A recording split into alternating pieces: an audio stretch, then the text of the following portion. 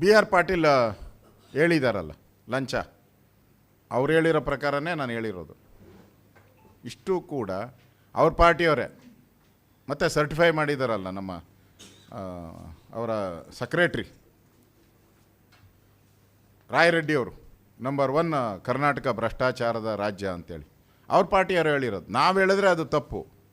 ಈಗ ಅವರೇ ಹೇಳಿರೋದ್ರಿಂದ ಇದಕ್ಕೆ ಸಾಕ್ಷಿ ಏನು ಬೇಕು? ಹಂಗಾರೆ ಸಿ ಬಿ ಐ ತನಿಖೆ ಕೊಡಲಿ.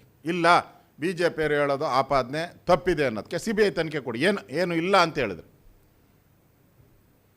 ನಿಮ್ಮ ತನಿಖೆ ಎಸ್ ಐ ಟಿಗಳೆಲ್ಲ ಕೊಟ್ಟರೆ ಬಿ ರಿಪೋರ್ಟ್ ಕರೆಕ್ಟಾಗಿ ರೆಡಿ ಮಾಡಿ ಇವ್ರು ಹೇಳಿ ಟೈಮ್ಗೆ ನೋಡಿದ್ದೀರಲ್ಲ, ಮೂಢ ಹಗರಣ ಎಲ್ಲ ಕೊಟ್ಟರಲ್ಲ ತಗೊಂಡು, ಹಂಗೆ ಆಗೋತತ್ತೆ. ಸಿ ಬಿ ಐ ತನಿಖೆ ಮಾಡಿ. ಇಲ್ಲ ನಿಮ್ಗೆ ಸಿ ಬಿ ಐ ಮೇಲೆ ಕಾನ್ಫಿಡೆನ್ಸ್ ಇಲ್ಲ ಅಂತ ಹೇಳಿದ್ರೆ ಸಿಟ್ಟಿಂಗ್ ಹೈಕೋರ್ಟ್ ಜಡ್ಜ್ ಮುಖಾಂತರ ಇದನ್ನು ತನಿಖೆಯನ್ನು ಮಾಡಿ. ಅದರಲ್ಲಿ ಬೇಕಾದರೆ ಎಸ್ ಐ ಟಿನ ರಚನೆ ಮಾಡ್ಕೊಳ್ಳಿ. ಇವೆರಡೂ ಆದರೆ ಮಾತ್ರ ಇಷ್ಟೊಂದು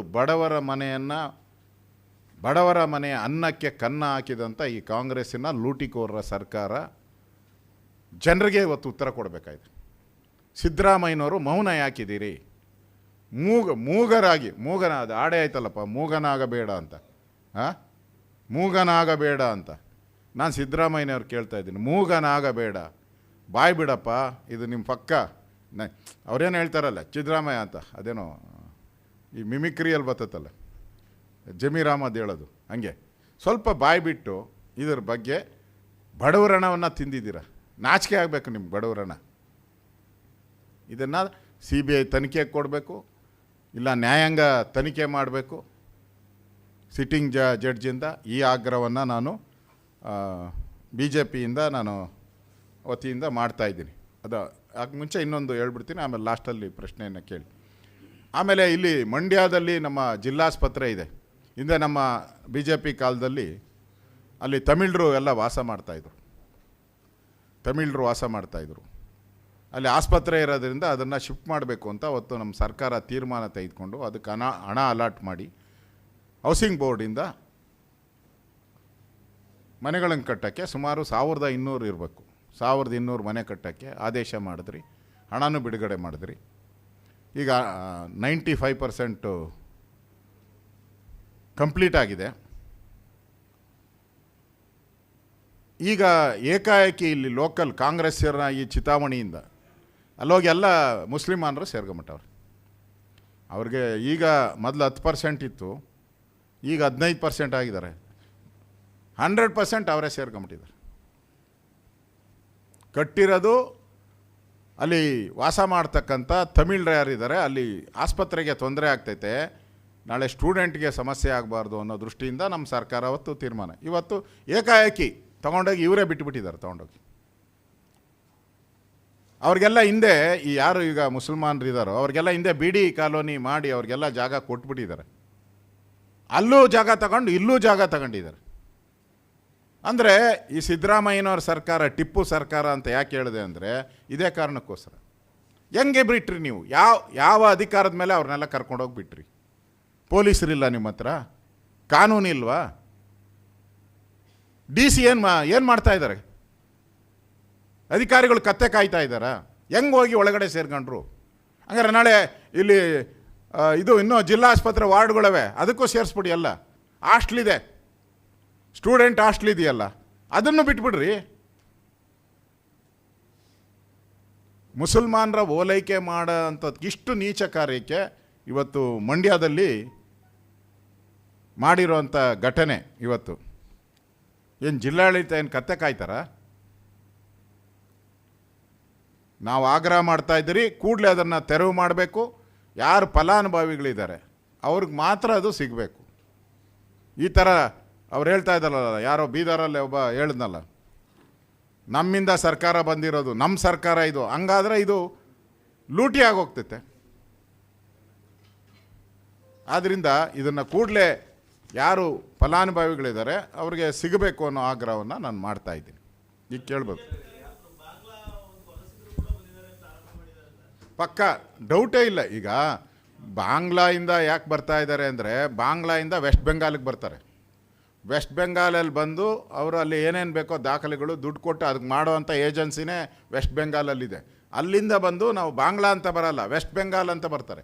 ಬಂದು ಈಗ ಎಲ್ಲ ಕಡೆನೂ ಮಂಡ್ಯದಲ್ಲೂ ಸೇರ್ಕೊಂಬಿಟ್ಟಿದ್ದಾರೆ. ನೂರಾರು ಜನ, ಸಾವಿರಾರು ಜನ ಸೇರ್ಕೊಂಡಿದ್ದಾರೆ. ಅದೇ ಒಂದು ದಂಧೆ. ಅವ್ರಿಗೆ ವಸತಿ ಮಾಡಿಕೊಟ್ಟು ಅವ್ರನ್ನ ವೋಟರ್ ಮಾಡಿಕೊಂಡು ನಾಳೆ ಅವರು ಕಾಂಗ್ರೆಸ್ಗೆ ವೋಟ್ ಹಾಕಬೇಕು. ಅದಕ್ಕೆ ವೋಟ್ಗೋಸ್ಕರ ಇವತ್ತು ದೇಶದ ಅಭದ್ರತೆಯನ್ನು ತರುವಂಥ ಒಂದು ಸಂಚನ್ನು ಇಲ್ಲಿನ ಕಾಂಗ್ರೆಸ್ ಅವರು ಮಾಡ್ತಾಯಿದ್ದಾರೆ. ಪಕ್ಕ ಇಲ್ಲಿ ಬಾಂಗ್ಲಾ ಇರೋರು ಇದ್ದಾರೆ. ಅದರಿಂದ ಜಾತಕ ಚೆಕ್ ಮಾಡಲಿ, ಅಲ್ಲಿ ಯಾರ್ಯಾರು ಸೇರ್ಕೊಂಡಿದ್ದಾರೋ ಅವ್ರನ್ನ ಚೆಕ್ ಮಾಡಲಿ. ಹಾಂ,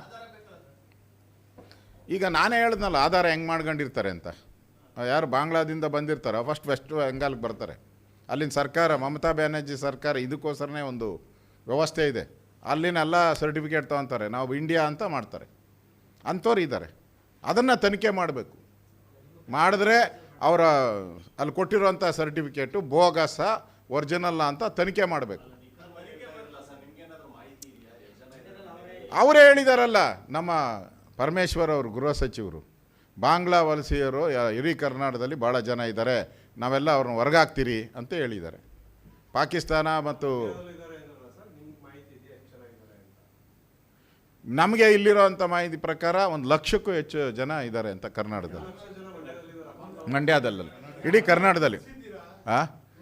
ಬೇಕಾದಷ್ಟು ಜನ ಗುರ್ತಿಸ್ ಮಾಡಿ ಅವಾಗೆ ಅವ್ರನ್ನ ಕಳ್ಸೋಕ್ಕೆ ವ್ಯವಸ್ಥೆಯನ್ನು ಹಿಂದೆ ಮಾಡಿದ್ರಿ. ತನಿಖೆ ಅಲ್ಲಲ್ಲ, ಸರ್ಕಾರ ಇರೋದು ಅವ್ರದ್ದು, ತನಿಖೆ ಮಾಡಬೇಕಾಗಿರೋದು ಅವರು, ಹಿಡಿಬೇಕಾಗಿರೋದು ಅವ್ರ ಕೈಯಲ್ಲಿ ಅಧಿಕಾರ ಇರೋದು. ಪೊಲೀಸ್ ಇರೋದು ನನ್ನ ಕೈಯಲ್ಲಿದ್ದರೆ ನಾಳೆನೇ ಆರ್ಡ್ರ್ ಮಾಡಿಬಿಡ್ತಾ ಇದ್ದೆ. ಅವ್ರು ಆರ್ಡ್ರ್ ಮಾಡಲಿ, ಇದಾರೋ ಇಲ್ಲ ಅಂತಾದರೂ ಹೇಳಿ. ಇಲ್ಲ, ಇವಾಗ ನಾವು ಹೇಳೋದು ಸುಳ್ಳಾದರೆ ಆದೇಶ ಮಾಡಲಿ, ಅವರು ಆದೇಶ ಮಾಡಲಿ. ಇಲ್ಲೇ ಮಂಡ್ಯದಲ್ಲಿ ಒಬ್ಬನು ಬಾಂಗ್ಲಾದೇಶದವ್ರು ಇಲ್ಲ ಅಂತ ಹೇಳಿ, SP ಹೇಳಿ. ನಾನು ಸರ್ಕಾರ ಹೇಳೋದನ್ನ ನಾನು ನಂಬಲ್ಲ. SP ಹೇಳಿ, DC ಹೇಳಿ, ಆಮೇಲೆ ನಾವು ಪ್ರೂವ್ ಮಾಡಿ ತೋರಿಸ್ತೀವಿ. ನಾವು ಈ ಸರ್ಕಾರ ಟಿಪ್ಪು ಸರ್ಕಾರ ಅಲ್ಲ, ಟಿಪ್ಪು ಸರ್ಕಾರ ಇದು, ಟಿಪ್ಪು ಸಿದ್ಧಾಂತ ಇರೋ ಸರ್ಕಾರ. ಇದ್ರ ಮೇಲೆ ಏನು ಕಾನ್ಫಿಡೆನ್ಸ್ ಇಲ್ಲ. ತೊಲಗೋಗ್ಬೇಕಷ್ಟೇ ಜನ. ಇವತ್ತು ಈ ಸರ್ಕಾರ ತೊಲಗಲಿ ಅಂತ ಕಾಯ್ತಾ ಇದ್ದಾರೆ.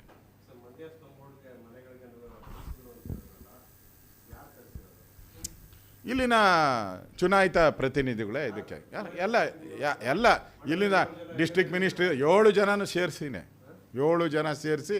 ಇಲ್ಲ ಡಿಸ್ಟ್ರಿಕ್ಟ್ ಮಿನಿಸ್ಟ್ರು 6 ಜನ. ಅವ್ರು 7 ಅಂತ ಇದ್ರಲ್ಲ, ಅದಕ್ಕೆ ಇದ್ದಕ್ಕಿದ್ದಂಗೆ ಅಲ್ಲ, ಅವ್ರಿಗೆ ಜ್ಞಾಪ ಸಿಕ್ಬಿಟ್ಟೆ ಅಷ್ಟೇ. ಹೌದೌದು, ಪಕ್ಕ ಡೌಟೇ ಇಲ್ಲ ಇದರಲ್ಲಿ. ಇಲ್ಲಾಂದ್ರೆ ಹೆಂಗೆ, ಏನು ಧೈರ್ಯದ ಮೇಲೆ ಹೋಗ್ತಾರೆ ಅವರು? ಯಾವ ಧೈರ್ಯದ ಮೇಲೆ ಹೋಗ್ತಾರೆ? ಶಾಸಕರ ಅನುಮತಿ ಇಲ್ಲದೆ ಹೆಂಗೆ ಒಳಗಡೆ ಸೇರ್ಕೊಂತಾರೆ?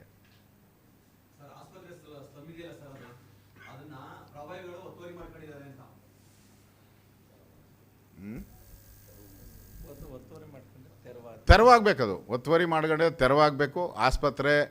ಯಾಕಂದರೆ ಇವತ್ತಿನಗೆಲ್ಲ ಆಸ್ಪತ್ರೆ ಕಟ್ಟಿರೋದು, ಇನ್ನು 100 ವರ್ಷದ ಆಸ್ಪತ್ರೆ ನಾವು ಕಟ್ಟಿರೋದು. 100 ವರ್ಷಕ್ಕೆ ಜನಗಳಿಗೆ ಉಪಯೋಗ ಆಗಲಿ ಅಂತ ಕಟ್ಟಿರೋದು. ಒಂದು ಅಂಗ್ಲನೂ ಕೂಡ ಯಾರೇ ಇರಲಿ, ಯಾವುದೇ ಪಾರ್ಟಿಯವರು ಇರಲಿ ಹೇಳ್ತಾ ಇದ್ದೀರಿ, ನಮ್ಮ ಪಾರ್ಟಿಯವರಿದ್ದರೂ ಬಿಡಬೇಡಿ, ಯಾವುದೇ ಪಾರ್ಟಿಯವರಿದ್ದರೂ ತೆರವುಗೊಳಿಸ್ಬೇಕು. ಆಸ್ಪತ್ರೆ ಉಳಿಬೇಕು.